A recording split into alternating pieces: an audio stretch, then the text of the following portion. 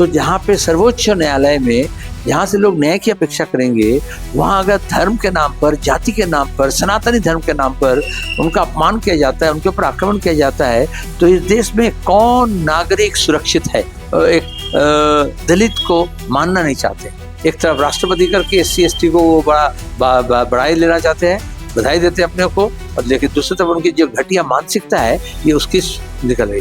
ये इसका जितना मुजम्मत किया जाए, विरोध किया जाए, वो कम है, क्योंकि एक संवैधानिक मामला है और जुडिशरी के हेड है, सुप्रीम कोर्ट कहा जाता है।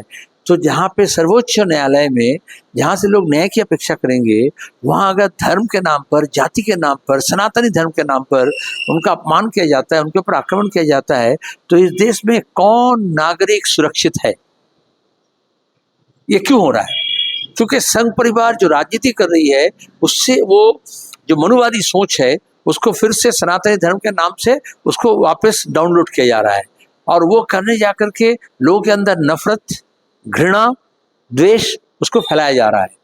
जो अन्य मत है उसके प्रति जो है असहिष्णुता, इंटॉलरेंस, कोई दूसरा मत व्यक्त कर ही सकता है, और न्यायालय में तो जो बैठे हुए हैं जब भी वो राय देंगे, किसी के पक्ष में जाएगा, किसी के विपक्ष में जाएगा।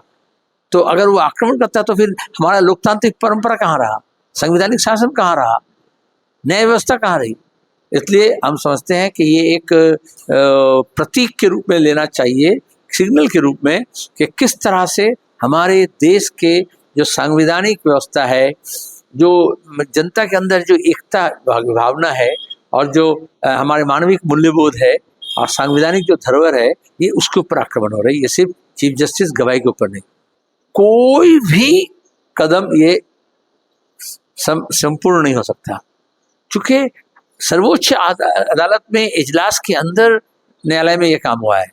तो ये जो काम किए बार काउंसिल तुरंत किए, अच्छी बात है, लेकिन इसके बाद भी और भी गंभीरता से इसको लेना पड़ेगा और गंभीर जाना पड़ेगा। आप सोशल मीडिया में देखेंगे, कंडेम तो छोड़ दो, लोग, बहुत से लोग तालियां बजा रहे हैं।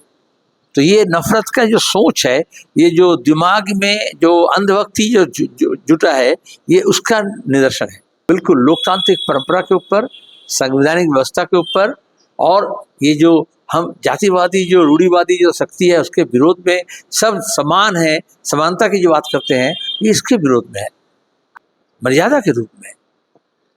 बेशक ये मजबूरी क्यों होगा, क्योंकि हम खुद सरकार ने उनका अपॉइंटमेंट की है, संवैधानिक तरीके से की है, लेकिन हमारे यहाँ जातिवादी सोच को इस तरह से संघ परिवार ले जा रहे हैं नीचे कि वो एक दलित को मानना नहीं चाहते, एक तरफ राष्ट्रपति करके SC ST को वो बढ़ाई लेना चाहते हैं, बधाई देते हैं अपने को, और लेकिन दूसरी तरफ उनकी जो घटिया मानसिकता है ये उसकी निकल रही। लेकिन उनकी घटिया मानसिकता के विरोध में हमें तो उसका मर्यादित रूप से ही उसका कट करना पड़ेगा। हम समझते हैं कट्टरता से ज़्यादा ये कटुता है, और ये जो धार्मिक कटुता है और जो दखियानुसी सोच है, और सनातनी धर्म के नाम से जो फिर से मनुवादी सोच को हमारे देश के अंदर जिस तरह से ले जाया जा रहा है हिंदुत्व के बात के नाम से, ये एक बहुत बड़ा खतरा उभर कर रहा है। क्या आप बनना चाहते हैं एक प्रोफेशनल ब्यूटी एक्सपर्ट? तो अब आपके लिए है एक गोल्डन अपॉर्चुनिटी जो बदल सकता है आपका करियर और आपकी जिंदगी। Rubina Kazi salon and academy एक ऐसा नाम है जो आपको दे रहा है professional training, beautician, skin, hair, cosmetology के हर कोर्स में।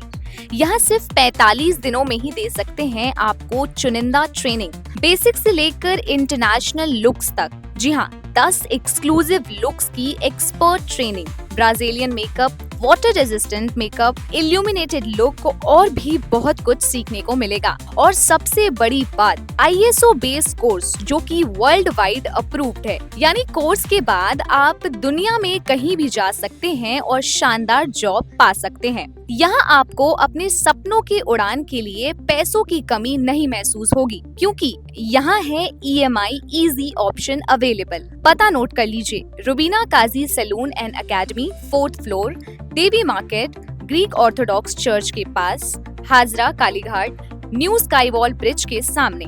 तो इंतजार किस बात का, आज ही जुड़िए रुबीना काजी एकेडमी से और बनाइए अपना फ्यूचर और भी ज्यादा ब्राइट। सीट सीमित है, तुरंत संपर्क करें इस नंबर पर। सुपर न्यूज 24 कोलकाता, हर कदम सच के साथ।